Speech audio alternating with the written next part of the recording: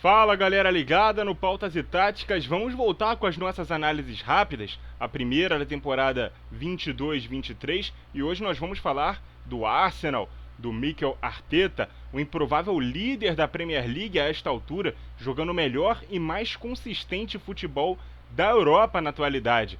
O Arsenal vai ser o objeto de estudo da nossa análise de hoje, esse time que foi reforçado para a temporada, tem uma base de time titular muito leve, então merece aqui a nossa análise. Inclusive é um time que a gente nunca fez análise em nenhuma outra temporada, então a gente vai dar uma pincelada também no que foi a temporada passada, até para comparar, né?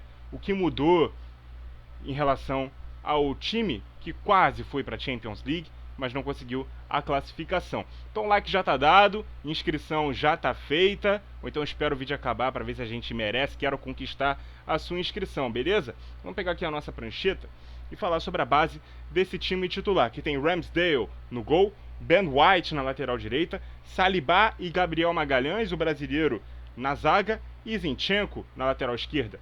Thomas Partey é o primeiro volante, Odegaard o meia pela direita, Xhaka o meia pela esquerda, Saka o ponta direita, Gabriel Jesus, que nesse momento está machucado, está jogando o Nketiah como centroavante, e o Gabriel Martinelli é o ponta esquerda.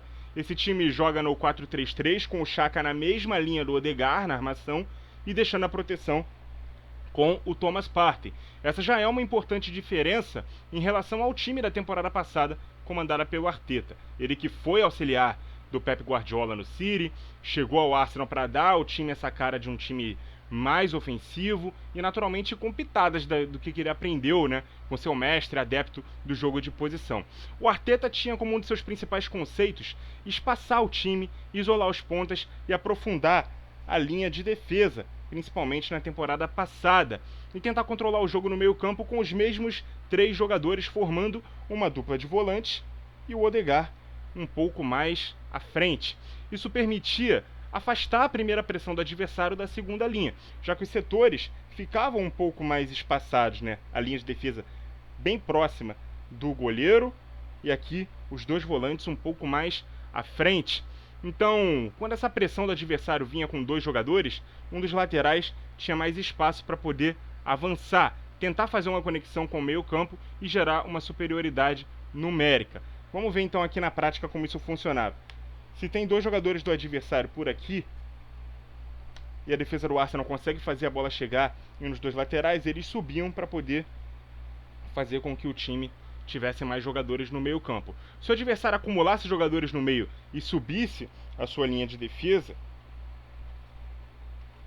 dessa forma, jogando com uma linha mais alta nesse momento de primeira pressão, não é preciso aqui a gente colocar vários jogadores no meio campo só para ilustrar, né? Só a linha de defesa já é suficiente. Então, a partir do momento que eles subiam, os espaços sobravam nas pontas para que o Saka e o Martinelli, que normalmente iniciavam os seus ataques dentro do campo de defesa do Arsenal, eles eram muito mais rápidos, isso gerava mais espaço nas costas da defesa, para eles mesmos aproveitarem, né, com a vitória pessoal, com o drible, com a velocidade que eles tinham. Então eles poderiam passar dessa última linha de pressão, na verdade, do adversário com muita facilidade. Aquele time também fazia muitas combinações pelos lados com os laterais, fazendo ultrapassagens. Vamos tirar aqui o adversário rapidinho, para a gente poder ilustrar isso também muito bem. Com esses laterais fazendo as ultrapassagens, isso empurra os pontas do Arsenal, né, para os meios espaços para eles poderem ocupar esses lados.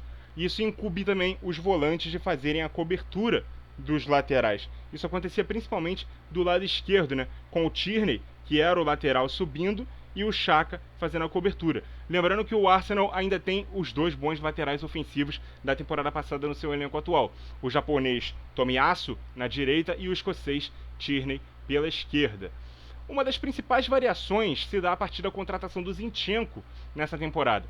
Ele que no Manchester City, vamos voltar aqui rapidinho ao time, é o sistema base que o Arsenal usa nessa temporada, beleza? Então a gente está falando aqui do lateral esquerdo. O Zinchenko no Manchester City fazia por vezes um papel de um lateral base, de um terceiro zagueiro, mas também de um lateral que apoia por dentro. E no Arsenal ele tem desempenhado muito bem esse papel, se juntando ao Partey na armação das jogadas, ele que faz papel de meio-campista extra e deixando o papel de base com o Ben White, até porque ele é um zagueiro de origem, né? E no lado esquerdo da zaga, o brasileiro Gabriel Magalhães é canhoto. Então essa ideia de saída de 3 mais 2 funciona muito bem com esses jogadores do Arsenal, né? Com as características dos jogadores que o Arsenal tem. Além disso, o que se via no Arsenal jogando com 2 volantes na temporada passada, aqui mais uma comparação com o time da temporada passada, era que o Odegaard ficava um pouco sobrecarregado demais na armação, né, com os pontas recebendo a bola sempre muito abertos. Então, sempre que duplas de volantes vinham marcar, o Odegaard, nesses espaços, ele ficava um tanto quanto encaixotado, né, com dificuldade de fazer as ações. Com a mudança, né, do formato para um 4-3-3, o Xhaka jogando um pouco mais à frente, isso dá um perfil mais equilibrado também para o time, até porque os laterais fazem uma função um pouco diferente. Então as pontas ficam com os pontas, um zagueiro fica de base, um lateral, na verdade, fica de base com os zagueiros, o outro lateral, no caso o Zinchenko, quando ele joga, fica aqui um pouco mais seguro, um pouco mais na frente, né, como um volante extra ali, juntamente com o Partey. Isso faz com que o time sobre muitas vezes no meio-campo, beleza? Então esse problema foi tanto quanto resolvido, né? O Odegaard tem um pouco mais de ajuda na armação. Isso também permite ao Arsenal ter uma sobra contra duplas de ataque, já que ele tem um defensor a mais, e subir o defensor da sobra com a bola para poder fazer essas conexões no meio-campo. Obviamente, esse defensor, que é um zagueiro, pode ser o próprio Ben White, pode ser o Gabriel Magalhães, pela esquerda ele não vai até o fundo. Isso facilita a cobertura que o Partey tem que fazer e que o próprio Zinchenko também tem que fazer, né? Quando esses jogadores sobem. Facilita a cobertura nas costas de quem sobe e isola ainda mais os pontas no mano a mano com o adversário. Se o adversário tentar dobrar a marcação em cima de um ponta, sobra espaço no meio espaço, que é esse espaço que normalmente ficaria entre um lateral e um zagueiro, mas se o zagueiro vem para poder fazer uma dobra em cima do ponta, aí o meia tem mais espaço ainda para poder infiltrar. Agora, se o adversário tentar bascular toda a linha de defesa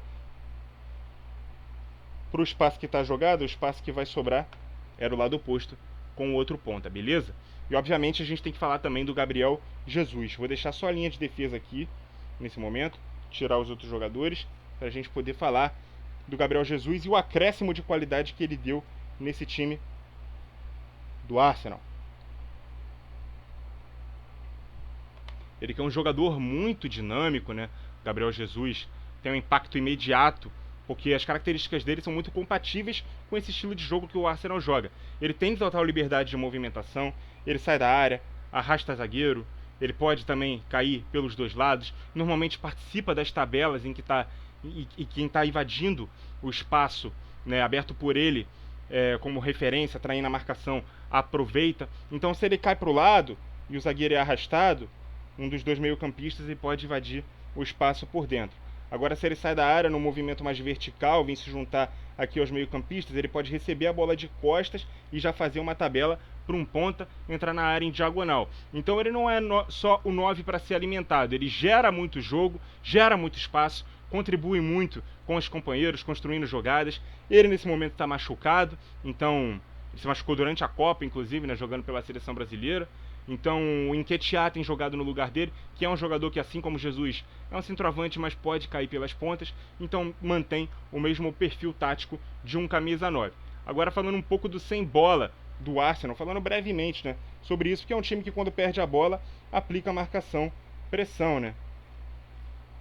Tirando o adversário do campo rapidinho, aplica marcação, pressão, mas normalmente a gente pode ver um desenho de 4-2-4, com o Odegaard subindo juntamente do centroavante, na mesma faixa que ele, e o Xhaka voltando a alinhar com o Thomas Partey. No campo de defesa também é possível vermos um 4-1-4-1, que é mais comum, né, do que o 4-2-4 para um time que joga no 4-3-3, ou também a gente pode ver um 4-4-1-1, com o Odegaard por trás do Jesus ou do Nketiah, ou a gente pode ver um 4-4-2 com o Odegaard ao lado do Gabriel Jesus. Tudo depende do encaixe e como a forma que o adversário ataca, beleza? O Arsenal, que perdeu a chance de ir para a Champions League desse ano na reta final do ano passado, E a maioria das pessoas, né, inclusive eu, duvidou da capacidade desse time de repetir uma campanha tão boa, brigando na parte de cima da tabela mais uma vez na Premier League. Principalmente porque quando você não está na Champions, seu poder de atração para reforços diminui. Mesmo assim, o clube foi criativo no mercado, trouxe o Zinchenko, trouxe o Gabriel Jesus do Manchester City, que foram tiros muito certos do Arteta, trouxe o Saliba do Marseille, que foi uma ótima aquisição para a zaga, agora está tentando a contratação do meia Mudryk, joia do Shakhtar Donetsk, que está muito perto de ser anunciado oficialmente. Talvez quando esse vídeo for ao ar ele já tenha sido contratado, inclusive. E o time está liderando a Premier League. Eu estou gravando no sábado, dia 14 de janeiro, tem rodada nesse fim de semana. Estou gravando logo após a derrota do Manchester City para o Manchester United por 2-1 de virada. O Arsenal vai jogar amanhã, no caso ontem, porque esse vídeo vai ser lançado na segunda-feira. O Arsenal vai jogar com o Tottenham no domingo. Já sabemos o resultado do jogo, mas no momento da gravação desse vídeo ainda não. Então pode ser até que amplie essa vantagem, né? Nesse momento a vantagem é de 5 pontos, mas já foi de 7. Então pode se manter ou até aumentar de acordo com o resultado do jogo do Tottenham. Você já sabe quanto foi e você já sabe se essa distância se manteve ou aumentou. É importante o Arsenal municiar, né, o seu elenco, né, não depender apenas de 11 jogadores. A temporada é longa, tem lesões, suspensões, desfalques pelos mais variados motivos. E é difícil manter o pique da remada numa liga tão difícil como a Premier League, principalmente quando você tem o Manchester City como seu principal perseguidor. O Arsenal ainda tem 2 confrontos diretos para fazer com o próprio City, que é um time que costuma meter mais de 90 pontos toda a temporada. O próprio Guardiola, técnico do City, disse que vai precisar ser perfeito para tentar superar esse Arsenal, que até aqui, em 17 jogos, tem apenas uma derrota na competição e 14 vitórias. Esse número pode ter subido para 2 derrotas, 15 vitórias, ou se mantido com mais um empate, enfim. Deve chegar a 100 pontos, segundo o Guardiola, se conseguir manter essa regularidade. E é um time com uma ideia de jogo bem clara, adaptações interessantes em relação à temporada passada, faz um início bem promissor de campeonato inglês. Se vai ser campeão a gente não sabe, mas já seria muito importante para esse Arsenal voltar a disputar a Champions League depois de 6 temporadas sem frequentar o principal torneio de clubes da Europa. Muito obrigado a você que acompanhou o vídeo até aqui. Continue ligado no Pautas e Táticas e até a próxima!